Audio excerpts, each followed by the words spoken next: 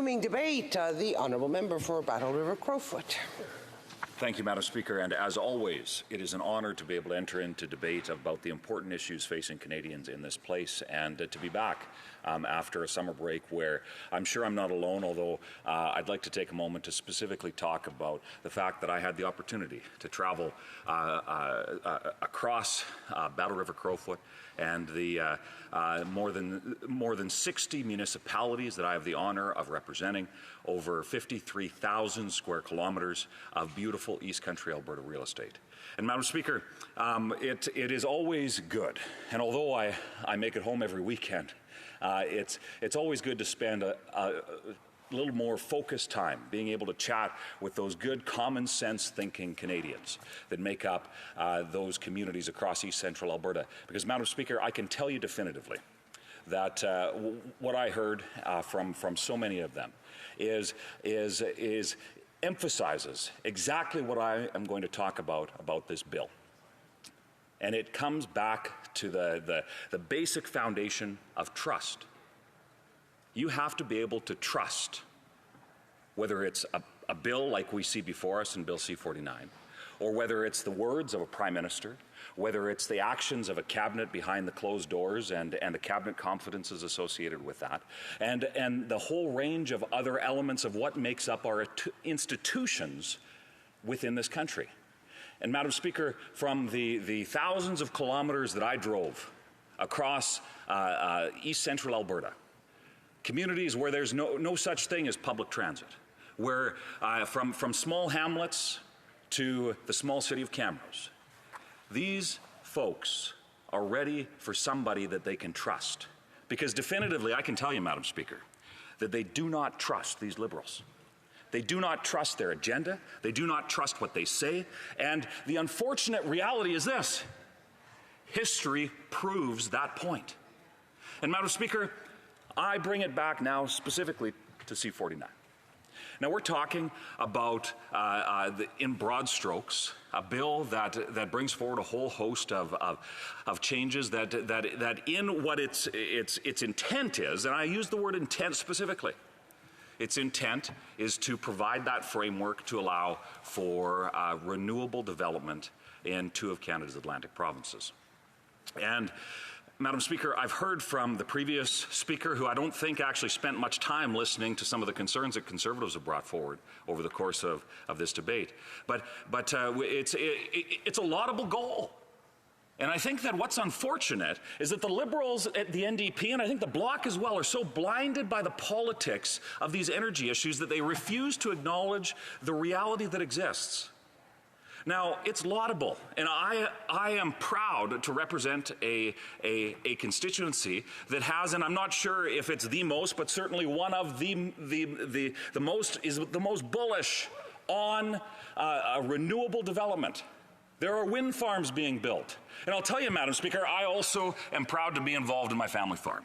And you know what's interesting, Madam Speaker, is that, and I could go on for a lot about some of the complaints I heard from farmers, but I'll save that for another day. But Madam Speaker, what is interesting is the vehicles driving by. In fact, we had to time some of the moving from one field to another and moving large equipment on the roads because of the shift change that was being dealt with at some of these renewable developments.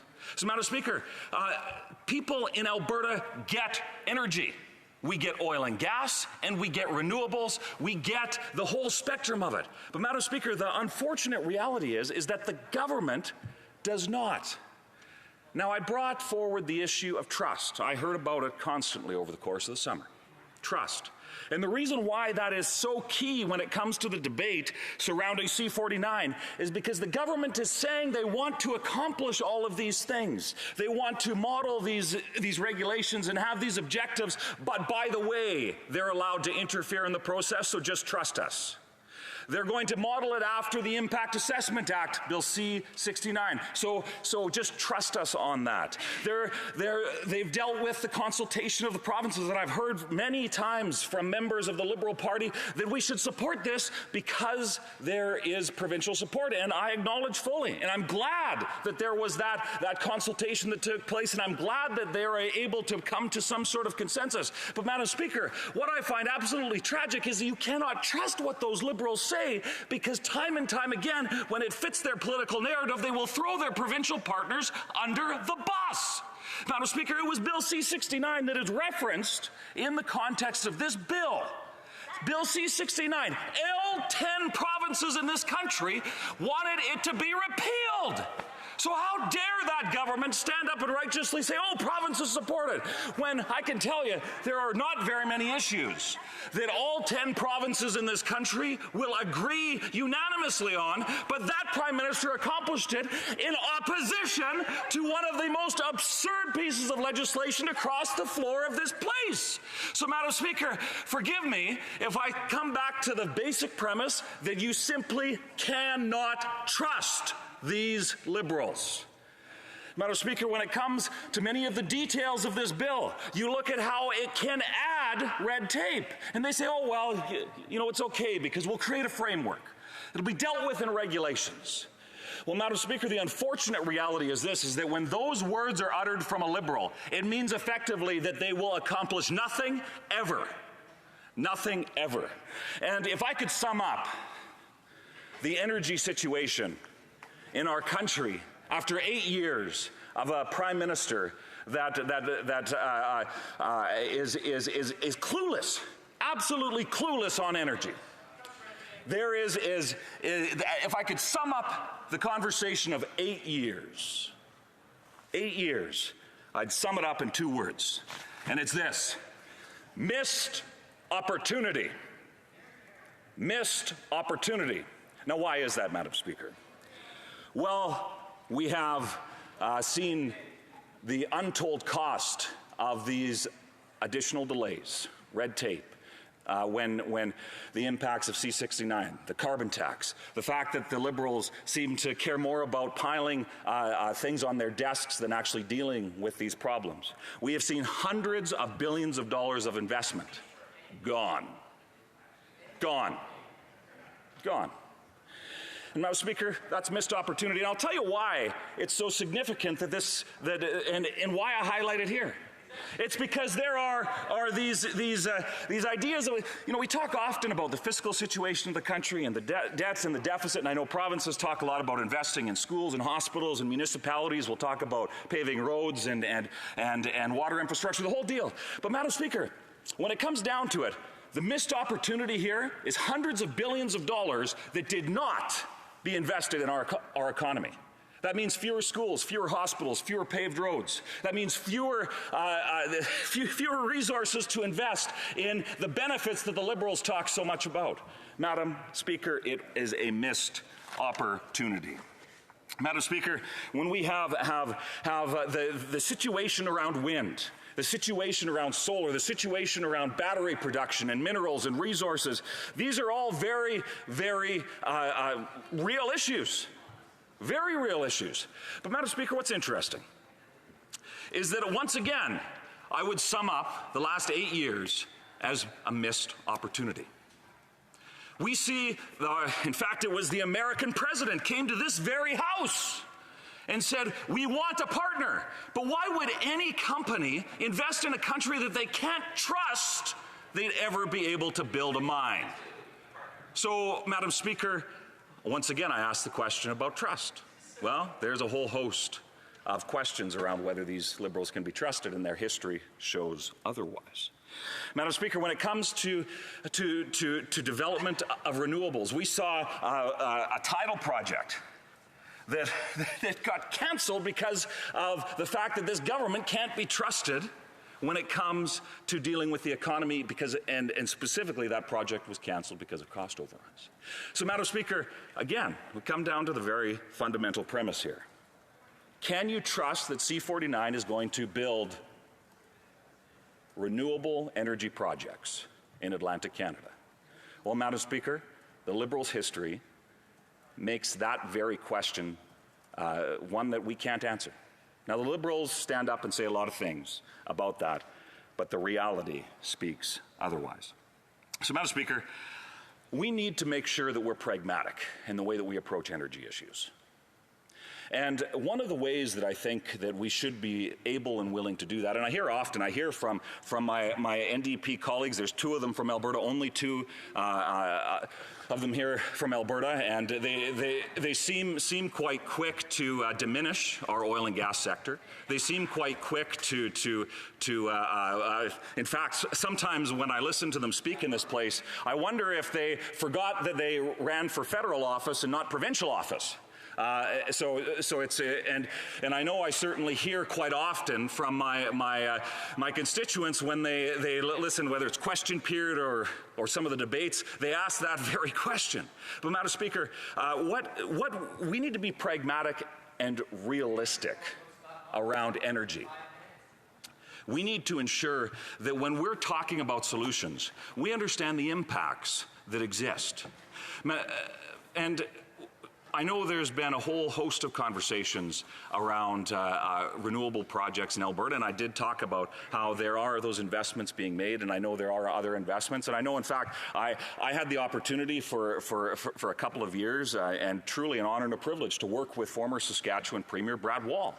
And when he was proud to be leading the country at a time when Alberta had fallen into a deep socialist chasm, Madam Speaker, where you had a government that was so clueless that they tried to tell farmers, get this, Madam Speaker, they tried to tell farmers if they set foot outside their front door that they might be subject to the rules and regulations set forward by a bureaucrat in the province's capital. Can you believe that, Madam Speaker? It was a dark time for the province of Alberta, and one that I'm very thankful the people of Alberta resoundingly rejected here only a number of months ago. But, Madam Speaker, when it comes to this energy reality we have to face, costs are up. And you know what's interesting on that subject? I hear often two things. Sometimes, quite often, they're disconnected. Because you will have the Liberals talk about how they're wanting to address things like the cost of living crisis. But they also want to increase costs. So, Madam Speaker, let's look at the former of those two. They want to address the cost of living crisis. So they often, in the form of government payments, I know there was support, in fact, I believe it was unanimous support to increase the GST rebate, which they renamed the grocery rebate, and I'm not sure the Prime Minister should be bragging about the fact that his economic management has led us to the fact that so many Canadians cannot afford groceries without the help of the government. That's a whole other conversation, though. Madam Speaker, the cost of living crisis is real. And I heard from, in fact, I was going through some emails, replying to some constituents' emails today, and seniors are talking about how they can't afford energy. They just got a power bill and they're scared about their upcoming gas bill, and not to mention the fact that winter is coming. Madam Speaker, so that's part of it, but let's look at why. Let's have a realistic, pragmatic look at why that's the case. Well, here's part of the reality. A carbon tax. Now, the Liberals don't like it when we bring this up and bridge the connection that I'm about to make here. Because the reality is this. They want costs to go up. Full stop. The carbon tax, by its very design, is made to increase costs. Yet you have the government that is talking about how you have to address affordability. Can you believe that, Madam Speaker? They are intentionally making costs rise, and yet they talk a whole host about affordability. So that's part one, Madam Speaker. Now the latter of the 2 points I made. And that's related to the environment. Now let's be real here. The carbon tax and the Liberals' environmental plan is not accomplishing the objectives that they set out, nor is it truly even an environmental plan. They talk often about needing to address climate challenges, yet they have failed to do so every step of the way. So, Madam Speaker, it is terribly ironic how they laud an increase in costs, yet they're not accomplishing anything. They are subjecting Canadians to so much pain, yet there is no gain. And it is that lived reality. I said we needed to be real here. And it is that lived reality that so many Canadians are facing. And Madam Speaker, what's interesting is when it comes to the realistic nature, we need to be a country that can say yes to development. There has to be the processes and structures in place to ensure we respect the environment, to ensure that there's human rights. And Alberta specifically, but our nation generally, is a leader in this. And I applaud my provincial counterparts in Newfoundland. Now I spent close to a decade, Madam Speaker, batching wells and throwing pigs. And that may be a strange reference to many in this House, but basically that's doing environmental work in the oil patch. And if members have questions about that, I'd be happy to talk to them about what batching wells and throwing pigs is all about. But Madam Speaker, the lived reality of what Alberta has done, and the unprecedented prosperity in the Western world, quite frankly, that we have seen, is an example for so many. And I applaud Newfoundland and Labrador. The fact that they are visionaries in being able to continue to use their resources, to look at the opportunities that exist, to be able to be a leader.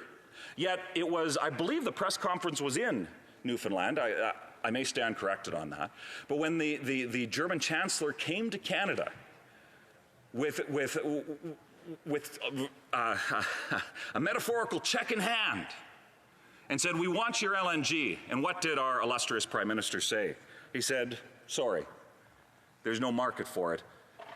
But what he forgot to add is because I've closed down the market.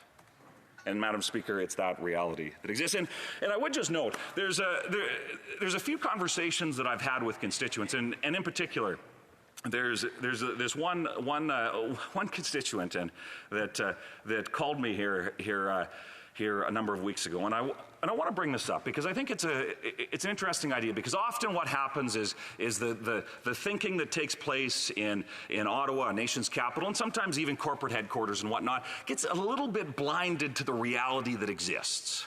So let me throw a couple of things out, Madam Speaker. For those who have seen wind development, they are impressive machines. They are massive, absolutely massive. You were talking about, and for those that have seen them move on trains and on trucks, and I just note the resources that are required to move them. They are massive machines. I had a constituent bring up an interesting point the other day, Madam Speaker. Why don't you put solar panels on a windmill? Why not? Maybe there's something that could be practical about that. I had another constituent that shared, who was frustrated actually, because a solar project was being built without adequate consultation. So the response, and shared, and I'm paraphrasing, but basically shared, Madam Speaker, how frustrated he was that 160 acres, so that's a quarter section for those of you that don't understand that. A quarter section was going to be graveled over and put on, and they were going to build solar panels on it. They were going to gravel over a quarter section of land, productive ranch land.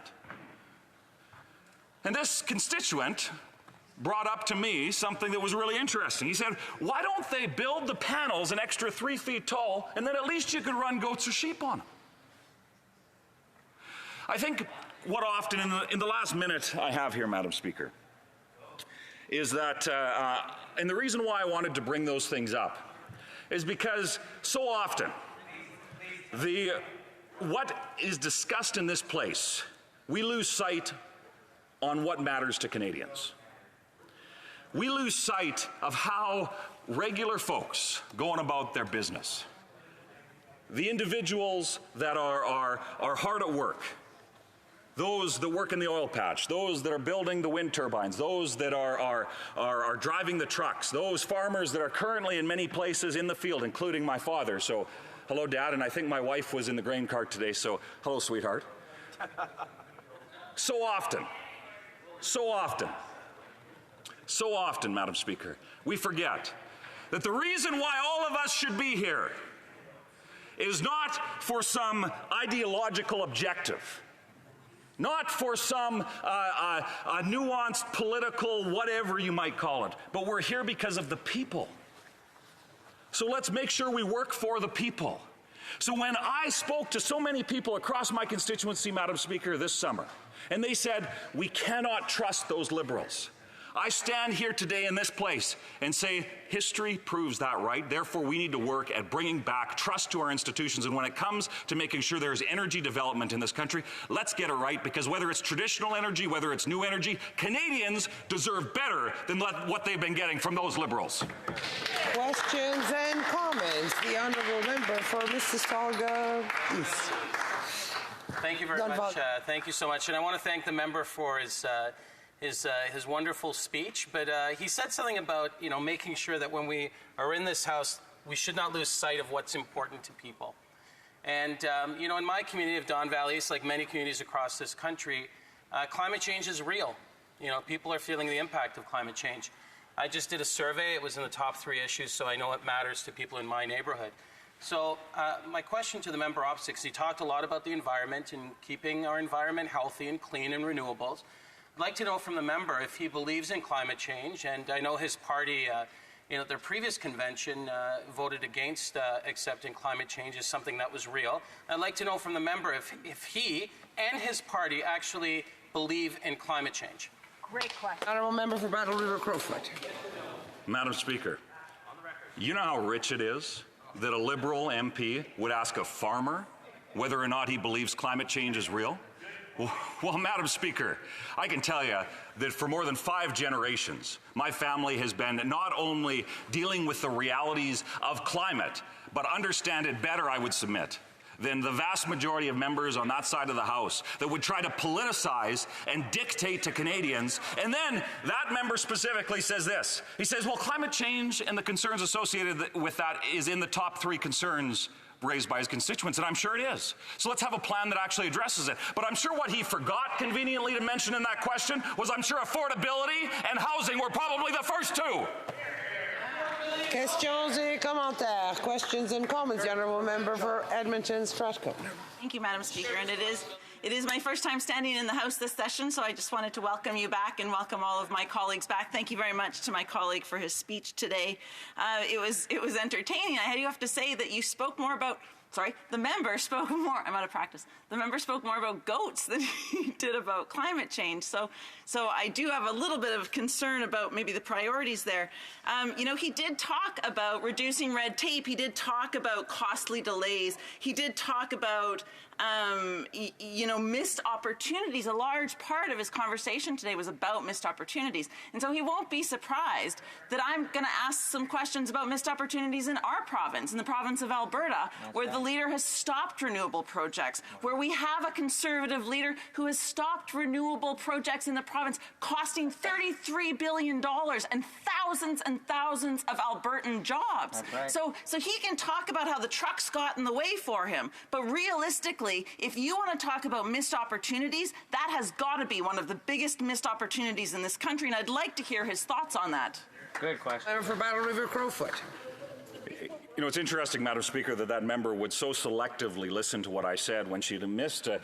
It's kind of So here's the reality, Madam Speaker. If that member understood when it comes to the pragmatic realities that energy is facing, she would understand that the point that I was making surrounding goats, and this bears repeating, this bears specific emphasis, is that they are blinded by ideology and refuse to recognize practical reality, which is why that party and their sibling party or whatever they would call it, their officially connected Alberta party, was so resoundingly rejected in the last election. But Madam Speaker, when it comes to the issue of where Alberta stands on renewable development, here is the reality. We have the most renewable development in this country. We are proud of that, and there will be more. But what we need to also ensure is that there is a firm regulatory framework to allow that to happen. We've done it with oil and gas, and we will do it with renewable energy. And the fact that that party is so blinded by politics speaks to the fact of why they were rejected in the last Alberta election. Questions and comments? The Honourable Member for Saanich Gulf Islands. Thank you. And I'm so happy to see my friend from Battle River Crowfoot back. I'm going to hone in on something he said in his speech about transportation needs, because it's critical. Want to let him know because of having a stroke, I couldn't take a plane to Ottawa and I needed to pursue foreign interference. So I took the train, and I want him to know that I thought of him while crossing the Trestle Bridge over Battle River. And I thought, I know who's the member of Parliament for Battle River Crowfoot, but I want to let him know exactly how often one can get public transit from Vancouver to Kamloops. And it's a shockingly poor 2 times a week. You can get via rail out of Vancouver, and you can get to Kamloops, you can get to Edmonton. By the way, when you took the train, we took the train back and we were stopped. Edmonton was as far west as we could go because Via Rail canceled the train due to the fires. Rented a U-Haul truck out of Edmonton and drove to Kamloops. Long story, just to say, would the honourable member join our passenger rail caucus and do everything we can to boost accessibility for particularly low-income Canadians to reliable public transit in rural and remote areas, because all of the buses packed up and left. Any comments would be welcome. Honourable Member for Battle River Crowfoot. Thank you very much, Madam Speaker. And I appreciate the question, because it highlights that we need to ensure that we provide opportunity in our country, and that includes for rail development. I have in my constituency one of those Via Rail stations in the community of Wainwright. And it is unfortunate that there has been reduced service, that although the Liberals brag a lot about investing in transportation, well, that certainly hasn't come to Battle River Crowfoot, nor has it been seen in the Via train situation.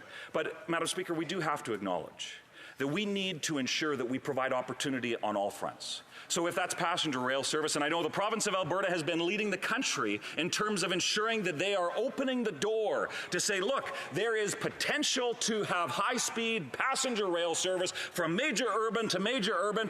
Madam Speaker, I think the rest of the country could learn from that. And I would just simply say this in addition to passenger rail. I am proud to have communities that are actively working to ensure that we increase rail capacity, period, because more rail capacity in our country is good for the economy, it's good for industry, and ultimately, if we can get passenger trains on that rail, that's good for passengers as well. Questions and comments? The Honourable Member Charles Wood, St. James, Assiniboia, Headingley.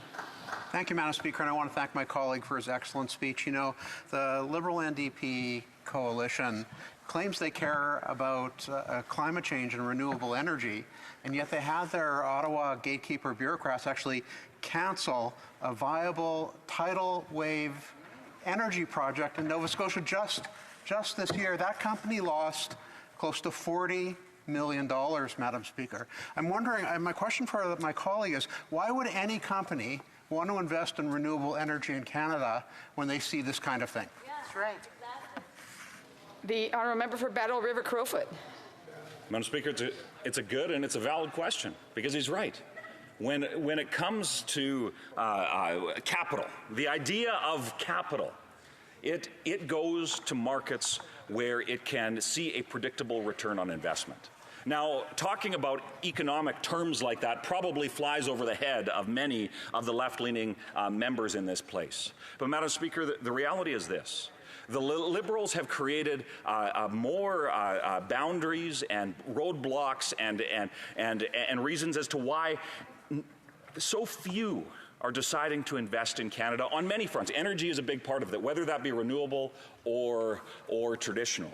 Madam Speaker, we need to be a country that says yes again, that allows mines to be dug to get those rare earth minerals, that allows windmills and solar farms to be built. We need to be a country that, in addition to those things, we also have to be willing to say yes to oil and gas. We have to be willing to say yes to major infrastructure. But the sad reality is that has been shut down. Sorry, it being 5:30, the House